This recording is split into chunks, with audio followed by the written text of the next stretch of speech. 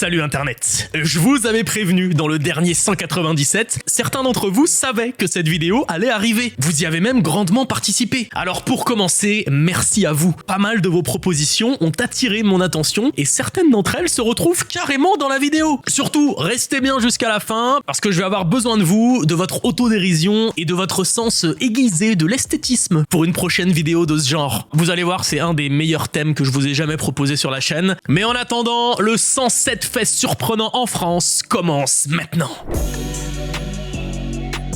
Une partie de l'aéroport de Genève se trouve dans l'Ain. La partie française est accessible par la commune de Ferney-Voltaire. Le secteur français de l'aéroport est sous la juridiction de notre pays et il est strictement réservé aux vols intérieurs.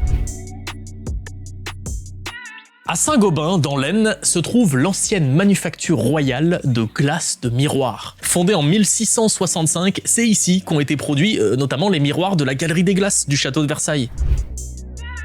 Direction l'Allier, à Montluçon plus exactement. Là-bas, vous pouvez visiter le MUPOP, le musée des musiques populaires, qui renferme une collection de pas moins de 3500 instruments de musique. Je me suis baladé sur leur site et franchement, entre les instruments chelous, le mur des vinyles ou encore les objets ultra vintage, ça a l'air tellement cool. À Barcelonnette, on trouve l'avenue Porfirio Diaz. Et franchement, quand on se balade, c'est plutôt joli. Mais l'insolite ne se trouve pas dans le paysage de la rue, mais dans son nom. Car Porfirio Diaz, c'était un dictateur mexicain qui a instauré notamment le Porfiria, un régime autoritaire dans son pays entre le 19e et le 20e siècle. La ville de Briançon a longtemps été considérée comme la plus haute ville d'Europe, puisqu'elle culmine à plus de 1300 mètres d'altitude. Sauf que c'est vraisemblablement la ville de Davos en Suisse qui rafle la première place avec ses 1560 mètres. Mais pas de panique, les Hautes-Alpes, vous pouvez briller autrement grâce au mont Chaberton par exemple. Le cuirassé des nuages, qui est un ancien fort militaire, culmine à plus de 3000 mètres. Et là, vous mettez tout le monde d'accord pour dire que c'est un des endroits les plus stylés de France. Voici le Trophée des Alpes.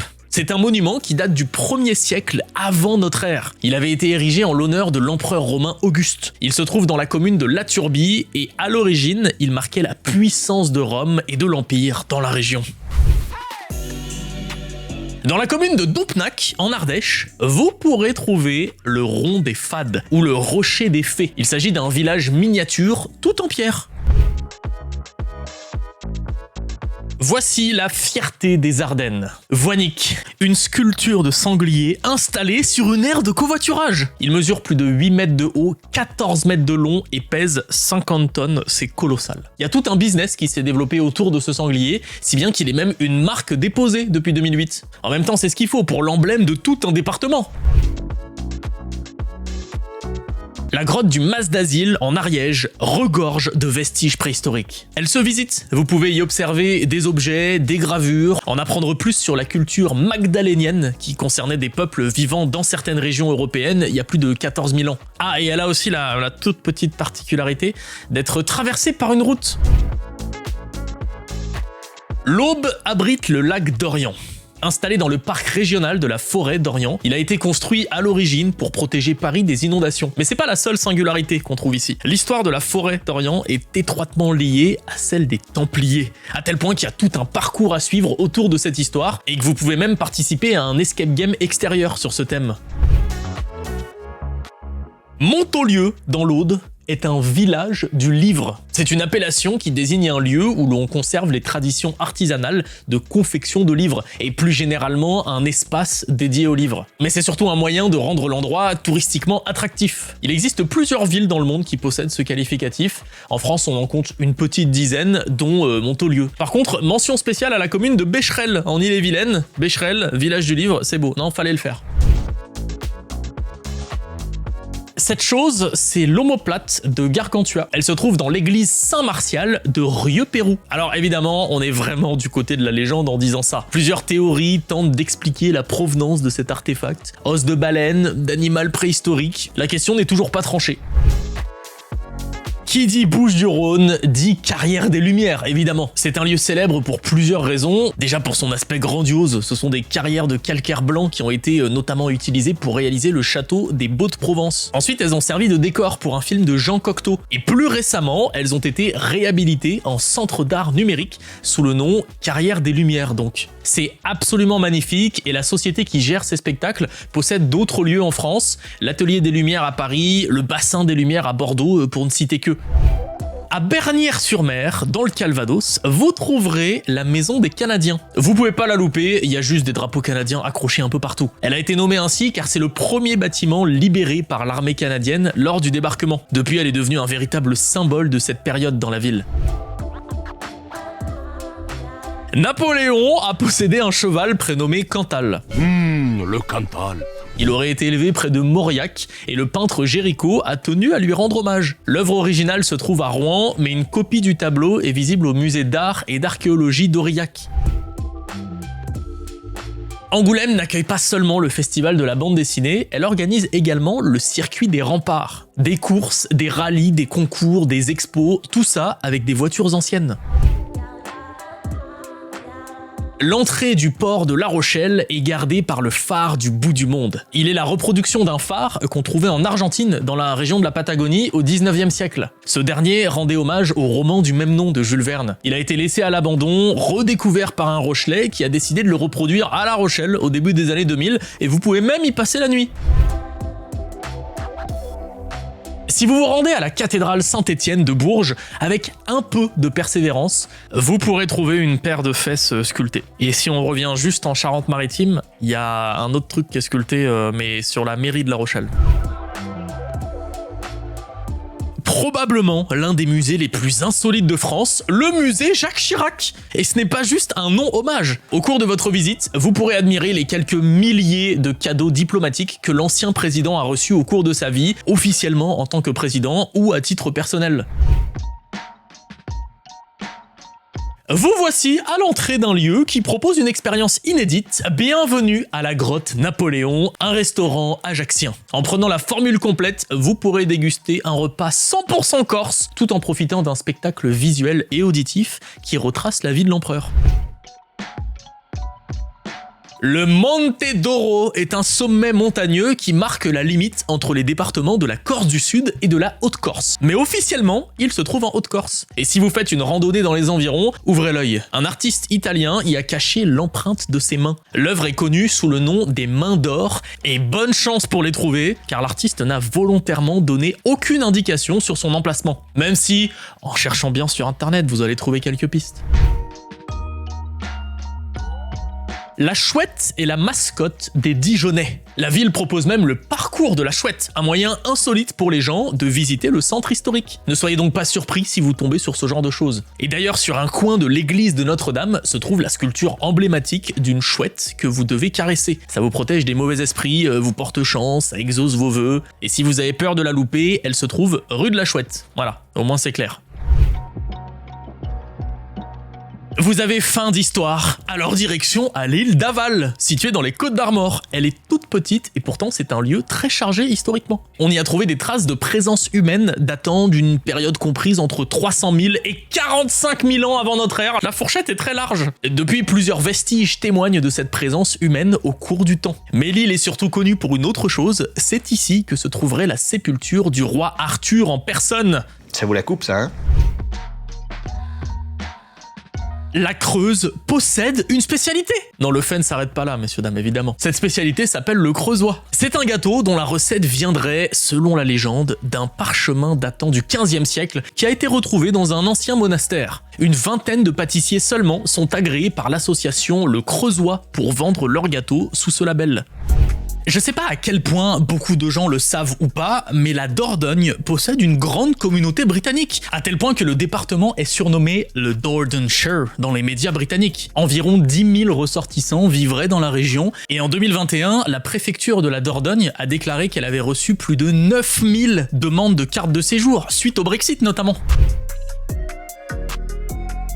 La source de la Loue, une rivière qui traverse les départements du Doubs et du Jura, a longtemps été un mystère pour les géologues, jusqu'au début du XXe siècle. on a compris d'une manière très insolite qu'il s'agissait d'une résurgence du Doubs, la rivière cette fois-ci. À l'époque, une distillerie d'absinthe de la commune de Pontarlier a pris feu. Et pour éviter la destruction de la ville, on décide de déverser l'absinthe dans le Doubs. Sauf que quelques jours plus tard, on s'est rendu compte que la Loue avait l'odeur et la couleur de l'absinthe. Il y avait forcément un petit lien entre les deux. Voilà, c'est une histoire connue dans la région, mais c'est tellement insolite que je me devais de la partager. La ferme aux crocodiles de Pierrelatte, dans la Drôme, a accueilli une pensionnaire à l'histoire mouvementée, Éléanore. C'était un crocodile du Nil qui, dans les années 80, a été retrouvé dans les égouts de Paris. Elle a ensuite passé plus de 30 ans en Bretagne, à l'aquarium de Vannes, avant de venir s'installer dans la Drôme. Elle est décédée en 2021 à l'âge de 38 ans. La fusée Véronique est un projet qui a vu le jour à Vernon dans l'Eure à la fin des années 40. Pour le dire très simplement, l'objectif principal de ce projet était de pouvoir réaliser des expériences scientifiques en haute atmosphère. Avant de devenir la première fusée sonde à décoller depuis le centre spatial de Kourou en Guyane, des essais ont été réalisés à Vernon notamment. Et pour info, Véronique, ça vient de Vernon électronique. La commune d'Illiers-Combray est, à ma connaissance, la seule ville française à avoir changé de nom à cause d'un bouquin. Dans son œuvre À la recherche du temps perdu, Marcel Proust décrit la ville d'Illiers sous le nom de Combray. Du coup, en 1971, année qui marque le centenaire de la naissance de l'auteur, la ville d'Illiers a été officiellement rebaptisée Illiers-Combray. D'ailleurs, le musée Marcel Proust, que l'on trouve dans la commune, est l'ancienne maison de l'oncle et de la tante de l'écrivain, lieu qui a fortement inspiré ses écrits. Pont-l'Abbé, dans le Finistère, possède une star locale, Michel Polnareff. Enfin, à quelques détails près. Il s'agit en fait d'un saule pleureur à qui on a ajouté des lunettes géantes. Et y a pas à dire, c'est ressemblant, je suis désolé. C'est devenu une petite attraction dans la région, au point que les lunettes ont été volées, puis retrouvées. Une initiative que l'artiste lui-même a jugée subtile et bucolique. Bon, pour autant, ils l'ont invité, il s'est pas déplacé, mais quand même, il a bien aimé. Dans le village du Kellar, dans le Gard, au bord d'un rond-point, on trouve ceci. Il s'agit de la tombe du sanglier. Rien à voir avec Voynich, puisqu'il s'agit ici du nom d'un taureau mythique de la région. C'était un taureau cocardier qui a participé à plus d'une 50aine de courses camarguaises. Le but est simple, une cocarde est attachée sur le taureau, généralement au niveau de sa tête, et le but pour les participants est de l'attraper. Et si le sanglier était aussi apprécié, c'était à cause de son caractère très combatif. Il était craint et donc difficile à approcher. Sa représentation accueille même les visiteurs et les locaux à l'entrée de la ville. Vous êtes à Toulouse, en Haute-Garonne, et vous vous promenez rue de la Pomme, eh bien sachez que le numéro 40 a une histoire très singulière. Dans la première moitié du XXe siècle, il a abrité le magasin de couture à la poupée moderne, mais surtout un réseau de résistance. Surnommé Françoise, ce réseau a permis à plus de 700 personnes de s'enfuir vers l'Espagne. Juste à côté de la cathédrale Sainte-Marie d'Auch, il y a la colonne Napoléon. Et là, je m'interroge parce qu'en faisant mes recherches, je lis qu'elle rend bien hommage à la venue de l'empereur dans la ville en 1808, mais l'abonné qui m'a proposé ce fait a expliqué qu'il s'agissait de marquer l'endroit où Napoléon aurait uriné en urgence. Bon, à moins que Napoléon fasse 20 mètres de haut ou qu'il soit d'une précision redoutable, elle est quand même assez haute, la colonne. On va laisser cette anecdote au conditionnel. Dans le bassin d'Arcachon, la queue de la baleine annonce le début de la saison estivale. Ça sonne bizarre dit comme ça, mais c'est vrai. Chaque année, une sculpture de plus de 9 mètres représentant la queue d'une baleine est installée devant la plage centrale d'Arcachon. Et chaque année, son design change. Voici le héros de l'héros, Pierre-Auguste Roch. Ce général français a beaucoup œuvré pour le développement de l'aviation militaire en France. Et au-delà du buste présent dans son village natal de Marseillan, ou du fait qu'il repose à l'hôtel des Invalides, c'est grâce à ce monsieur que l'on appelle les avions, des avions. Au tout début, on appelait ça aéroplane, et il les a renommés d'après l'expression inventée par Clément Ader, une référence dans le domaine de l'aviation. Si on va au parc du Tabor, à Rennes, on peut se rendre En enfer.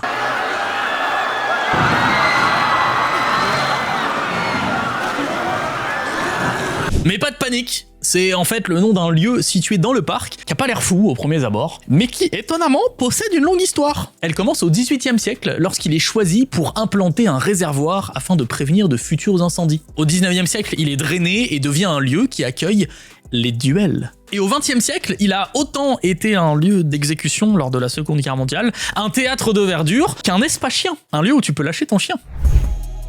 Au XIXe siècle, des fouilles ont été effectuées à la Tour Blanche d'Issoudun dans l'Indre. Et c'est dans un puits comblé du site que l'on a retrouvé, entre jetons de cuivre et ornements en argent, une mâchoire de girafe. Ah, pardon ? Dans le parc du château du Clos-Lucé, on peut découvrir plusieurs reproductions des inventions de Léonard de Vinci. Et rien de bizarre ici, c'est juste parce que le roi François Ier a permis à de Vinci de vivre au château les dernières années de sa vie. Saint-Hilaire, dans l'Isère, accueille chaque année la Coupe Icare. Et c'est tout simplement le plus grand rassemblement mondial des sports aériens sous toutes ses formes. Et j'insiste bien sûr, sous toutes ses formes. Car parmi les temps forts de cette grande manifestation, le e-carnaval a attiré mon attention. Il s'agit d'effectuer un saut déguisé. Ce qui donne évidemment lieu à des moments mythiques, l'opération en plein vol, le décollage en échasse, en monocycle ou encore en moto. Petite mention à Croque-Mou au passage. Bref, un fait assez barré pour l'Isère, donc plutôt stylé. Un peu moins stylé, dans le massif de la Serre, au nord du Jura, il se peut que vous tombiez sur ce genre de croix. Ce sont ce qu'on appelle des croix pâtées. Il y en a un peu plus d'une quarantaine et on les trouve un peu partout dans le massif. Concrètement, on ne sait pas trop pourquoi elles sont là, si elles ont tout un lien entre elles, mais certains s'occupent de les répertorier et tentent d'en apprendre plus à leur sujet. Les bergers landais sont reconnaissables entre mille puisqu'ils se déplacent sur des échasses. Bon, c'était surtout vrai avant. Ça leur permettait de surveiller les troupeaux et surtout de se déplacer rapidement dans les terrains marécageux. Aujourd'hui, la tradition est surtout visible lors de spectacles folkloriques. Comme si c'était pas déjà assez compliqué de marcher avec ça, certains arrivent à danser avec. Et il y a même des courses organisées, histoire d'enfoncer le clou de la difficulté. Certains d'entre vous mangent du Loir-et-Cher tous les matins, à travers votre chocolat Poulain. Au milieu du 19e siècle, à Blois, plusieurs confiseurs se font concurrence dans la fabrication de leur chocolat. À cette époque, Auguste Poulain crée le slogan « Goûter et comparer », puis ajoute à destination des enfants des images à collectionner qui changent tous les mois. Autant vous dire que ça a été un succès commercial complètement fou. Merci donc au Loir-et-Cher d'égayer nos petits déjeuners. Dans le village de Maléval, une société locale fabrique des baguettes magiques. Elles sont réalisées à partir du bois des forêts de la région. En 1990, les habitants du Chambon-sur-Lignon et de certaines communes voisines ont reçu un diplôme d'honneur provenant du mémorial de Yad Vashem. Il rend hommage à la population qui est venue en aide à plusieurs milliers de personnes de confession juive pendant la Seconde Guerre mondiale. Les Folies Siffet est un domaine composé de ruines, d'escaliers en labyrinthe et de jardins. Au vu des images, ça a l'air très beau, mais pour l'instant, c'est uniquement accessible au public lors de visites programmées. Et si vous voulez y aller en douce, attention, vous risquez une amende, le message est clair. Le monastère de Bouzy-la-Forêt, dans le Loiret, produit de l'eau d'émeraude. Et c'est une activité qui existe depuis le XVIIe siècle. À base de miel, de sauge, de romarin et de menthe, elle est réputée pour ses vertus curatives qui permettent entre autres d'apaiser les coups ou les brûlures. Ces superbes images nous montrent la phosphatière du Cloup d'Oral. C'est une grotte à ciel ouvert et une ancienne mine de phosphate, perdue dans la campagne lautoise. À l'intérieur, des fossiles d'animaux vieux de 34 millions d'années ont été découverts. On se croirait presque dans une grotte à Bornéo. Sur un des murs de l'église fortifiée de Viane, en Lot-et-Garonne, on distingue la gravure d'une louve, animal qui serait un symbole templier. L'histoire raconte qu'une seconde gravure similaire existe et que les deux réunies indiqueraient l'emplacement d'un souterrain qui relierait Viane au château de Montgaillard. Elle permettrait également de découvrir un trésor templier. Le souci, c'est qu'on ne sait pas où se trouve la seconde gravure. La Lozère est, spoiler, le département français le moins peuplé. Le territoire est habité par un peu plus de 75 000 personnes. Pour que vous imaginiez, tous les habitants de la Lozère pourraient vivre dans une ville comme La Rochelle. Ce domaine fut jadis le château de Preuil. Il se trouve dans un village de Maine-et-Loire et il a abrité pendant plus de 20 ans des corps en hibernation. J'exagère un tout petit peu mais vous allez comprendre. Dans les années 80, Madame Martineau décède et son mari l'installe dans le sous-sol, dans un congélateur. Au début des années 2000, Monsieur Martineau décède à son tour et rejoint sa femme. L'affaire, qui a une renommée mondiale, prend fin en 2006 lorsque le couple est finalement incinéré. C'est une histoire assez dingue, vachement résumée mais très intéressante. Je vous conseille vivement d'aller jeter un coup d'œil. La Manche a été l'un des départements où j'ai reçu le plus de vos propositions. Il y avait beaucoup de choses très cool, mais j'ai décidé de mentionner Urbain Le Verrier, un astronome français du 19e siècle. Il est originaire de Saint-Lô et il est notamment connu pour avoir découvert Neptune. La Marne a consacré un espace 100% dédié au dessinateur Cabu. Ce lieu d'exposition s'appelle la Duduchothèque et se trouve à Châlons-en-Champagne, ville de naissance de l'artiste. Il se nomme ainsi pour rendre hommage au personnage du grand Duduche, créé par Cabu.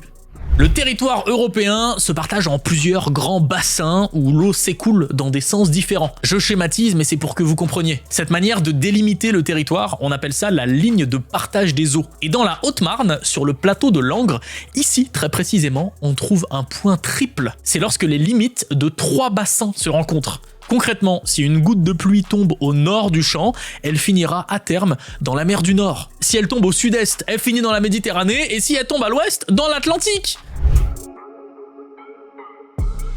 La Mayenne a inspiré Call of Duty 3. Cette phrase est folle mais totalement véridique. Le jeu rend hommage à un épisode qui s'est déroulé dans la ville, durant lequel le soldat James McCracken a donné sa vie pour sauver le pont de la caisse d'épargne. Son acte a permis à ses camarades de libérer la ville. Aujourd'hui, le pont est surnommé le pont McCracken et on peut y trouver une stèle. Cette petite plaque apposée sur l'un des pieds de la tour Eiffel indique que le métal provient des usines de Pompée, une commune qui se trouve à 340 km de là, en Meurthe-et-Moselle.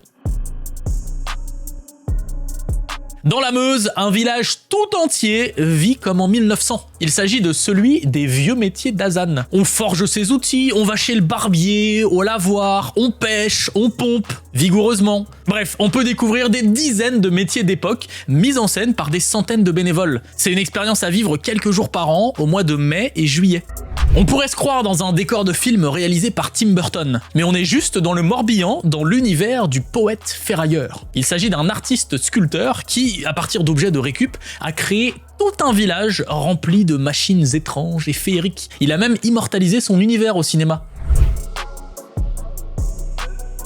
Non loin de la commune de Rangevaux, en Moselle, se trouve une forêt. Mais pas n'importe quelle forêt. Un peu comme à l'image des mains d'or, à l'intérieur se cache une pierre tombale. J'ai pas trouvé plus d'infos que ça, si ce n'est qu'elle daterait vraisemblablement du XVIIIe siècle.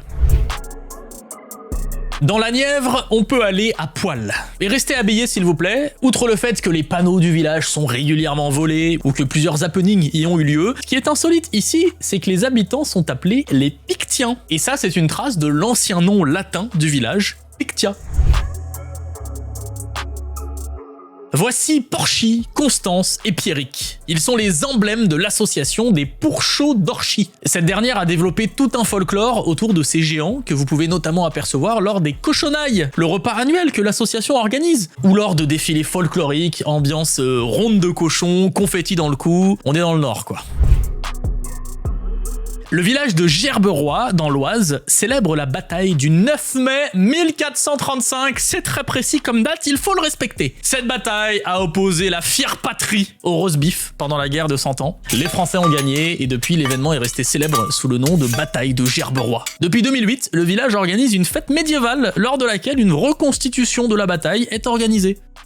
Le Vajradhara Ling est un centre qui enseigne le bouddhisme tibétain et il a la particularité de se trouver pas très loin du village de Camembert, sur le domaine du château d'Osmont, à Aubry-le-Pantoux. Un autre projet est prévu dans la commune, la construction du temple pour la paix. Les premières pierres ont été posées en 2003, les fondations sont prêtes, il n'y a plus qu'à monter les murs. Peter Jackson est très lié à la ville d'Arras dans le Pas-de-Calais. Son grand-père a combattu dans la région lors de la Première Guerre mondiale et l'oncle de sa femme a opéré en tant que tunnelier dans la carrière Wellington, dans laquelle il aurait laissé ses initiales T.P. Walsh. Si ça vous dit d'aider Peter Jackson à les retrouver, ses initiales, il y a 20 km de galeries à parcourir. Une des figures mythiques du Puy-de-Dôme est Vercingétorix. Si vous vous rendez place de Jaude, à Clermont-Ferrand, bam, vous tombez sur une statue hommage au héros de Gergovie. Elle a été réalisée par Auguste Bartholdi, très célèbre pour avoir aussi réalisé la Statue de la Liberté et une autre œuvre monumentale dont je vais vous parler un petit peu plus tard.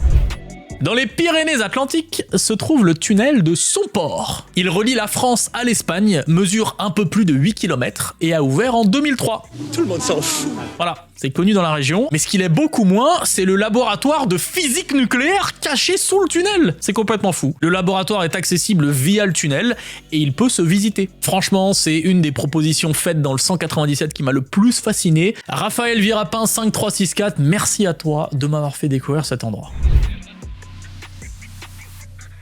Le comte Henry Russell était un écrivain franco-britannique appartenant au mouvement littéraire pyrénéiste. À la fin du 19e siècle, il fait creuser 7 grottes dans le massif du Vignemale pour servir d'abri et de lieu de repos aux gens qui passaient par là. L'une d'entre elles se nomme même la Villa Russell, ici en photo. Les Pyrénées-Orientales, qui va peut-être changer de nom d'ici 2025. Cette année, les habitants vont être consultés pour savoir s'ils veulent changer le nom du département, et si oui, quel nouveau nom lui donner. Pour l'instant, le terme pays catalan arrive en tête. Comme proposition, on trouve aussi Pyrénées catalanes et Pyrénées-Méditerranée. La Marseillaise a été composée ici, dans ce bâtiment à Strasbourg. Il y a une petite plaque qui rappelle ce moment historique. Aujourd'hui, c'est plus la même ambiance. On y vend des Pops Naruto One Piece et un gros Evoli. Et c'est ici, à 10 minutes de marche de là, qu'elle a été chantée pour la première fois. La plus haute carotte du monde se trouve à Mulhouse. Elle fait quasiment 10 mètres de haut et a été créée à l'occasion de l'ouverture d'un magasin. Cette grosse mosaïque détrône la carotte néo-zélandaise d'Oakune. Faut vous imaginer, elle est censée se trouver juste ici, mais les images sont pas à jour. Ce Street View a été réalisé 1 mois avant son installation. Je sais pas comment ça fonctionne, mais si quelqu'un du coin peut se charger d'actualiser tout ça, ce serait sympa.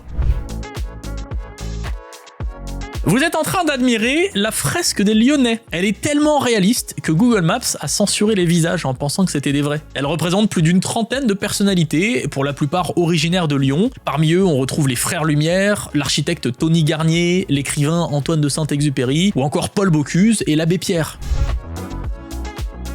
Pour moins de 3 millions d'euros, vous pouvez vous acheter un hameau entier en Haute-Saône. Le Beuchot est un endroit qui, au 19e siècle, a accueilli une usine qui employait pas moins de 200 ouvriers. En 2006, tout s'est arrêté et c'est la famille héritière de cette entreprise qui a décidé de vendre le hameau. 67 hectares qui comprend quelques maisons, des terrains agricoles, un étang et l'usine. Ce que vous regardez est considéré comme la première photo de l'humanité. Point de vue du Gras a été pris par Nicéphore Niepce depuis sa maison de campagne à Saint-Loup de Varennes. Et sur place, un musée consacré à l'inventeur se visite. On peut donc dire que la Saône-et-Loire est le premier département français, mais plus généralement, le premier lieu au monde à avoir été immortalisé en photo. Et ça, c'est très stylé. Autres pionniers dans leur domaine, les frères Wright, qui ont marqué l'aviation américaine, et la Sarthe, en effectuant le premier vol public d'un aéroplane au monde aux Hunaudières, près du Mans. Peut-être qu'ils ont survolé le ruisseau Roulecrotte, qui sait. Un des frères est entré dans la légende, au point qu'un collège de Champagné porte son nom, que le système des classes de la 6e à la 3e sont numérotés selon les initiales de la famille Wright, et qu'un tunnel a été nommé en son honneur. Après la colonne Napoléon de Auch, la méridienne de Chambéry. Il faut là aussi lever la tête pour l'apercevoir. Elle se situe au numéro 67 de la place Saint-Léger. Beaucoup pensent qu'il s'agit d'un cadran solaire, mais je vous l'ai dit, il s'agit d'une méridienne. Concrètement, elle n'indique pas les heures, mais les mois, c'est pas pareil. La ville d'Annecy n'est pas seulement présente en Haute-Savoie, elle l'est aussi dans Pokémon. Et ouais, dans le générique de Pokémon XY, on aperçoit très brièvement Sacha, Pikachu et ses amis accoudés aux barrières du pont Perrière. En 2021, vous avez peut-être assisté, à la télé ou en vrai, à l'entrée de Joséphine Baker au Panthéon. Eh bien, sachez que c'était une entrée avant tout symbolique, parce que le corps de l'artiste est resté au cimetière de Monaco, selon les souhaits de la famille. Du coup, on pourrait dire que ce cercueil était complètement vide. Eh bien, pas exactement. Il était rempli de terre provenant de 4 endroits différents. Une partie qui provenait de sa ville natale, Saint-Louis, dans le Missouri, une de Paris, une du château de Milande, là où elle a vécu une partie de sa vie, et une de Monaco, où elle a passé les dernières années de sa vie. Allouville-Bellefosse, en Seine-Maritime, est connu pour son chêne car son âge est estimé à entre 800 et 1200 ans. Il est donc réputé pour être le plus vieux chêne de France. Et le plus fou, c'est qu'il se visite. C'est même pas une blague, il abrite 2 toutes petites chapelles. Ceci est le château de Rantilly en 1944, avant l'incendie qui l'a détruit. Là, c'est le château en 2010, reconstruit depuis, et là, c'est le château actuellement. Recouvert entièrement de miroirs, il est devenu un centre dédié à l'art contemporain. Les gens l'ignorent peut-être, mais Louis XIV est né dans les Yvelines, au château de Saint-Germain-en-Laye plus exactement, tout comme d'autres rois. Et ça doit être une fierté pour la ville, car leur blason représente le berceau royal avec la date de naissance du roi. Berceau qui a aussi été présent sur plusieurs anciens logos du PSG. Louis XIV associé au PSG. On s'y attendait pas celle-là. Le musée de Roranum, à Ron, dans les Deux-Sèvres, abrite une pièce très insolite, ceci. Il s'agit d'un rasoir datant du 3e ou 4e siècle qui représente un Oryctérope, un animal que l'on trouve exclusivement en Afrique. Le fort de Ham, dans la Somme, a été le lieu d'emprisonnement de quelques figures françaises célèbres, comme le comte de Mirabeau, le marquis de Sade, ou encore Louis-Napoléon, futur empereur Napoléon III. Et il a marqué l'histoire du fort, car après plusieurs années d'emprisonnement, Louis-Napoléon s'est déguisé en ouvrier, perruque sur la tête, pipe dans la bouche et planche sous le bras, et a réussi à s'évader. Je suis actuellement dans les rues d'Albi. Devant vous se trouve la maison natale du peintre Toulouse-Lautrec. Et juste à côté, collé à la maison, si je m'avance un peu, voici celle qu'a habité l'explorateur Lapérouse. 2 ambiances différentes, 2 époques différentes et une rue historique pour cette commune du Tarn. L'abbaye Saint-Pierre de Moissac existe grâce à un lancer de javelot. Bon, vous commencez à connaître mon goût pour les phrases choc. Évidemment, je dois nuancer un petit peu. Selon la légende, Clovis aurait lancé un javelot du haut d'une colline afin de célébrer sa victoire contre les Visigoths. Le lieu où la flèche s'est plantée a marqué l'endroit où allait être construite l'abbaye. Voilà, il existe plusieurs versions de ce mythe, mais Clovis, champion de javelot et architecte, on trouve ça cool. Le Var n'est pas dans le Var. C'est le seul département français qui porte le nom d'une rivière qui n'y coule absolument pas. Cette curiosité géographique date de 1860, moment où le royaume de Piémont-Sardaigne refile à l'empire de Napoléon III le comté de Nice. Avec l'arrivée de ce nouveau territoire, il a fallu un petit peu redessiner les frontières des départements, et c'est ainsi que le Var, le fleuve, s'est retrouvé dans les Alpes-Maritimes et non pas dans le département du Var. Le Vaucluse possède un territoire enclavé dans la Drôme. On appelle ça l'enclave des papes. L'origine de cette configuration remonte à l'époque où les papes étaient présents à Avignon. Impossible de vous raconter tout ça en 3 lignes, mais ça date d'une période où les papes cherchaient à étendre leur territoire en rachetant des terres.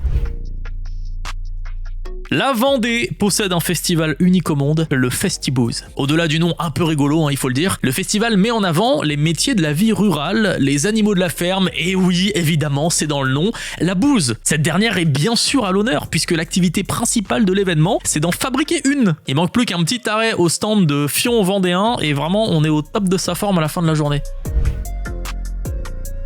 Poitiers, dans la Vienne, a été la capitale de la Belgique pendant la Seconde Guerre mondiale. Plusieurs endroits de la ville ont accueilli certains ministères. Par exemple, le Premier ministre était installé à l'hôtel Gilbert et la Défense nationale à la Chambre du commerce. Cette situation a duré environ 1 mois et pour rendre hommage à ce moment historique, l'hôtel de police de Poitiers a même exposé l'une des 8 copies officielles du Manneken Pis dans son hall d'entrée.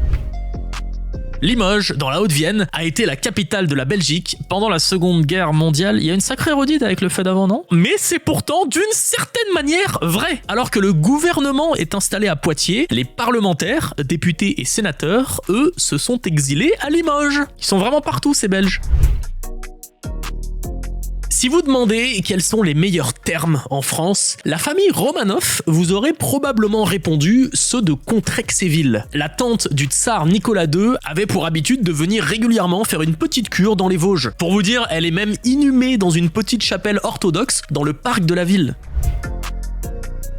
Pourquoi l'abbaye de Sainte-Marie de la Pierre-qui-Vire s'appelle-t-elle ainsi? Ça vient d'une curiosité qui se trouve juste à côté de l'abbaye. Il y a là-bas une pierre qui, posée sur une autre, pouvait tourner sur elle-même en la poussant, à la manière d'une toupie en quelque sorte. Aujourd'hui, les deux pierres sont scellées l'une à l'autre et une statue de la Vierge Marie a été érigée dessus. Franchement, c'est un coin hyper cool. En plus, le fromage que produit l'abbaye est excellent. Je vous recommande vivement cet endroit.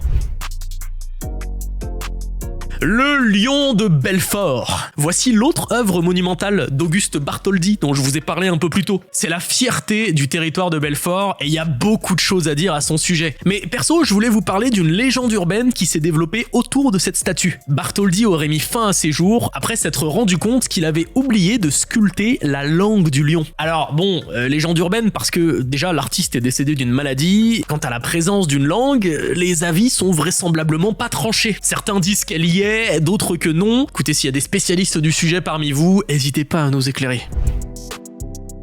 L'Essonne est le plus gros producteur de cressons de tous les départements. 30% de la production nationale provient du territoire. On parle quand même de 7 millions de bottes récoltées par an. Méréville s'est même autoproclamée capitale du cresson. L'Essonne mange, dort et vit cresson. On ne rigole pas avec ça. Pour vous dire, la foire au cresson a normalement lieu chaque année, événement durant lequel Miss Cresson est élue.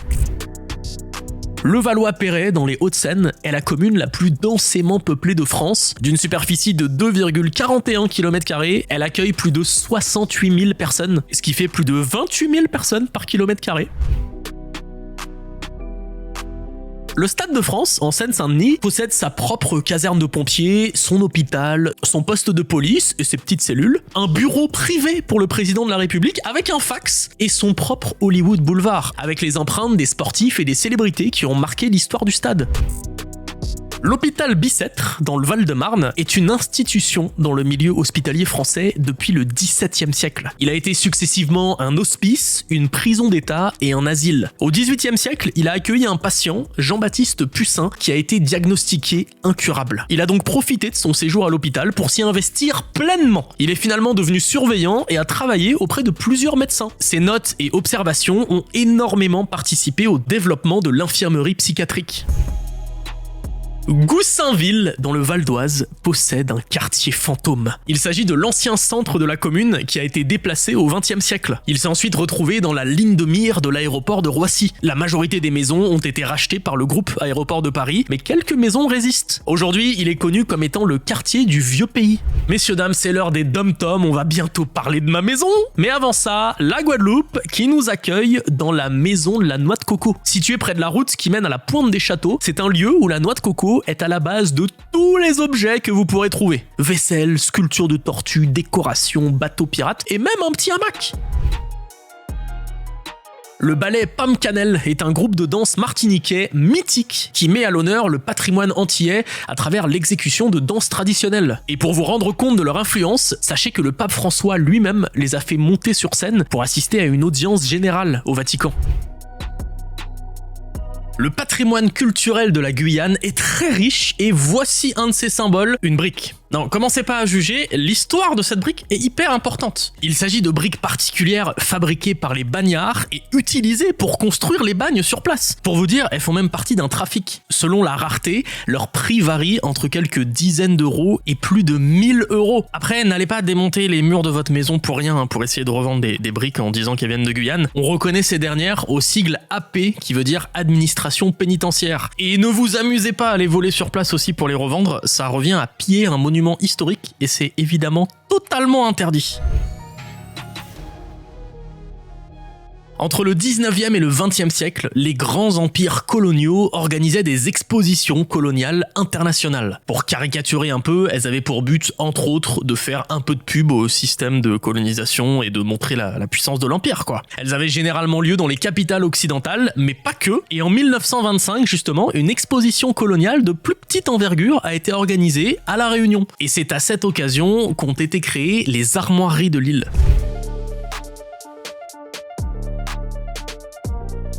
Ces images sont celles de l'ancienne sucrerie de Soulou. Ce sont des vestiges qui datent du 19e siècle et qui sont très importants pour l'île de Mayotte. Le site a besoin de travaux de restauration et a reçu un peu plus de 450 000 € de la part de la Fondation du patrimoine. Très bonne nouvelle pour un lieu qui fait partie de l'identité culturelle de l'île.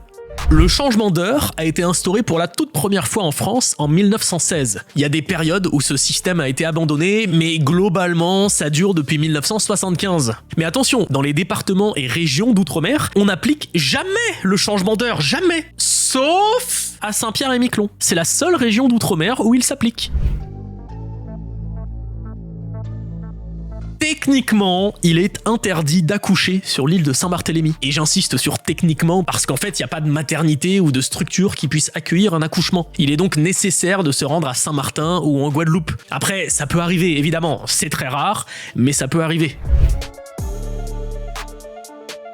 Le château des Palmiers à Saint-Martin est une immense villa qui appartient à Donald Trump.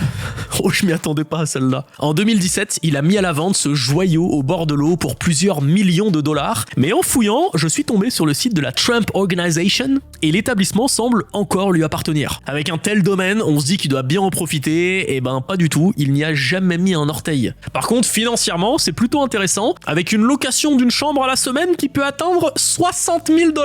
Ouais, ça fait un sacré pactole.